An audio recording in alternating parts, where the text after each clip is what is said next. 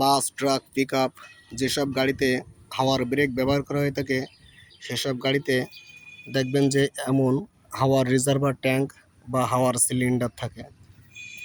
দেখুন, হাওয়ার সিলিন্ডার, এই সিলিন্ডারের কাজ হচ্ছে বাতাসকে জমা বা স্টোরেজ করে রাখা। তো কতটুকু বাতাস রাখতে পারবে এটা সিলিন্ডারের ভিতরে ক্ষেত্রফলের উপর নির্ভর করে। কোনো সিলিন্ডারে 23 লিটার, কোনো সিলিন্ডারে 18 লিটার এমন বাতাস সংরক্ষণ করে রাখতে পারে।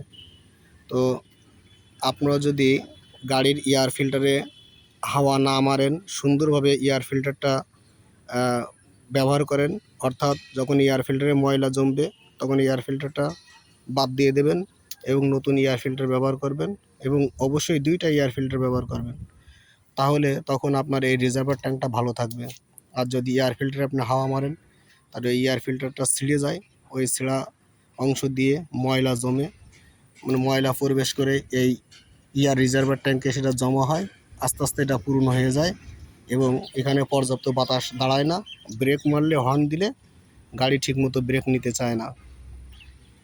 তো এই এয়ার রিজার্ভার ট্যাঙ্ক কিন্তু কিছুদিন পর পর সার্ভিস করতে হয়।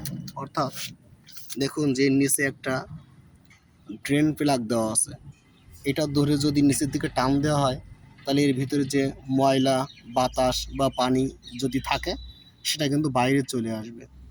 এটা কিন্তু আমরা অনেকে জানি না, আমরা শুধু ব্যবহার করি। কিন্তু এর নিচে যে একটা ভাল্ব দেওয়া আছে, এই ভাল্বটা যদি আপনি জোরে জোরে টান দেন এর ভিতর দিয়ে বাতাস, ময়লা, পানি বাইর হবে। এবং যদি কখনো এখানে অত্যধিক পরিমাণে বাতাস প্রবেশ করে তখন এটা সেফটি ভাল্ব হিসেবে অতিরিক্ত বাতাসকে বাইর করে দেয় এবং ট্যাঙ্কটাকে ধ্বংস হওয়া থেকে রক্ষা করে।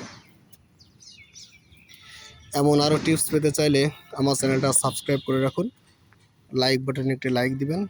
ধন্যবাদ।